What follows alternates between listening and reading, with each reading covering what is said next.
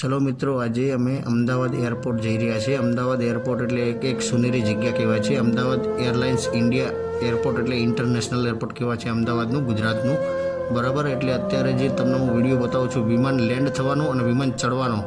બરાબર, અમે 3 દિવસ પહેલાં જે ઘટના ઘટી છે, જે એના વિશે જો માહિતી અપાય તો હું તમને આપી દઈશ. અત્યારે અમે જે એરપોર્ટની દિવાલ છે ત્યાં આગળ પહોંચી ગયા છીએ અને ત્યાંથી નજારો જોવા જઈએ તો જોવા મળશે નહીં, પણ અંદર અલાઉડ નથી વિડીયો શૂટિંગનું. અંદર એન્ટ્રી નથી, વિમાન મથકમાં અંદર એન્ટ્રી થવા નહીં દે આપણને. તે આપણે બહારથી જે શૂટિંગ લેવાય છે તમારા સુધી વિડીયો પહોંચાડવાની કોશિશ કરીશ હું, જે લેન્ડ થાય છે વિમાન.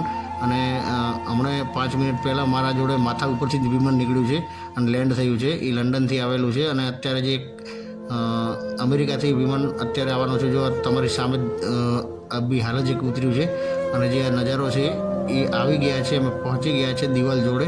અહીંયાથી રાઉન્ડ મારી અને ઉપર ચડે છે અને લેન્ડ થાય છે સામેથી.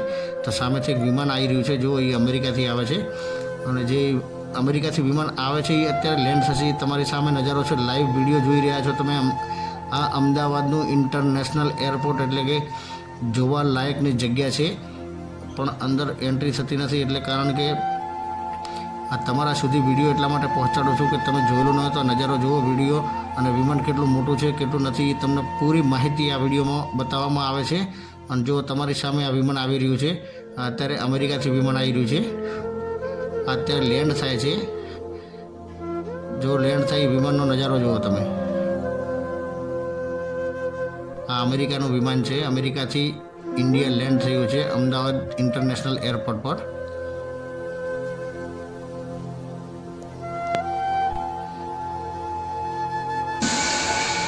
જો મારા માથા ઉપરથી વિમાન નીકળ્યું છે, મને પણ ખબર નથી અત્યારે કેટલી સેકન્ડથી. 3 સેકન્ડની અંદર 1 કિલોમીટર કાપી નાખ્યું છે. અને આ જે લેન્ડ થઈને ઉપર ચડેલું છે એ બીજું વિમાન છે. એ વિમાન છે જાપાનનું. આ જાપાન જઈ રહ્યું છે વિમાન. જો તમારી સામે નજારો જુઓ વિમાનનો અત્યારે. અને એ આ ત્રીજું વિમાન હું દેખાડું છું, એ રાઉન્ડ મારેલું છે વિમાન. જુઓ, એ આ ચડવાની કોશિશ કરી રહ્યું છે અને ગોળ રાઉન્ડ મારી સીધું ચડશે આ વિમાન.